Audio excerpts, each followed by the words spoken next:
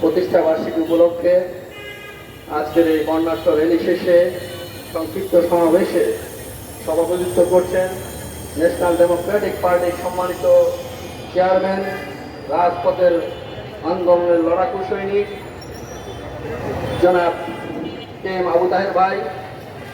উপস্থিত আছেন বিভিন্ন রাজনৈতিক দলের নেতৃবৃন্দ, ন্যাশনাল ডেমোক্রেটিক পার্টির অর্থাৎ এনডিপির সম্মানিত প্রতিষ্ঠাতা চেয়ারম্যান, যিনি জুডিশিয়ারি কিলিংয়ের শিকার অর্থাৎ বিচারিক হত্যার শিকার সেই সালাউদ্দিন কাদের চৌধুরীর নাম আমি স্মরণ করি। ন্যাশনাল ডেমোক্রেটিক পার্টির এনডিপির আরেকজন কর্ণধার, দেশের প্রখ্যাত রাজনীতিবিদ, যার নাম বললে ভারতীয় আধিপত্যবাদী শক্তির কম্পন ধরে যায়, সেই নেতা জনাব আনোয়ার জাহিদ। আজকে আমি কারি সাহেবকে অভিনন্দন জানাই। ওনাদের যে আপনি স্মরণ করেছেন, ওনাদের ছবি আপনি পোস্টারে দিয়েছেন।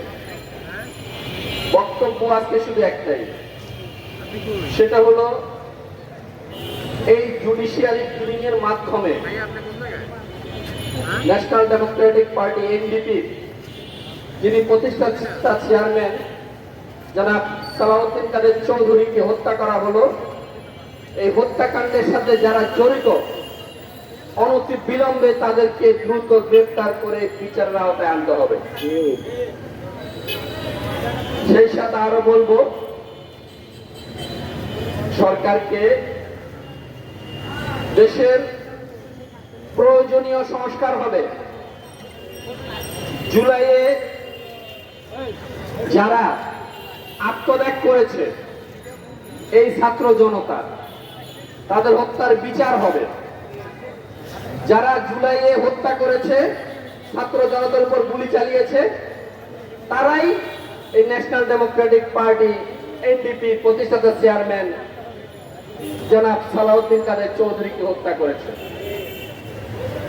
অতএব আগে বিচার হবে, সংস্কার হবে, নতুন সংবিধান হবে। নতুন সংবিধানের আলোকে আগে স্থানীয় সরকার হবে নির্বাচন, তারপরে জাতীয় সরকার নির্বাচন ঘোষণা হবে। তার আগে দেশে কোনো জাতীয় নির্বাচন হবে না। ভারতীয় আধিপত্যবাদী শক্তির মদদে যে নির্বাচনের রোডম্যাপ ঘোষণা করা হয়েছে ফেব্রুয়ারির 15 তারিখে, এই নির্বাচনের প্রতি জনগণের বিন্দুমাত্র আশা আকাঙ্ক্ষা নাই। জনগণ চায় আগে দেশের প্রয়োজনীয় সংস্কার, ভারতীয় আধিপত্যবাদ মুক্ত বাংলাদেশ, এবং এই বাংলাদেশের যে নতুন সংবিধান হবে সেখানেই ভারতীয় আধিপত্যবাদের মুক্তর কথা উল্লেখ থাকবে, জুলাই বিপ্লবের কথা উল্লেখ হবে, তারপরে জাতীয় নির্বাচন। আমি আমার সংক্ষিপ্ত বক্তব্য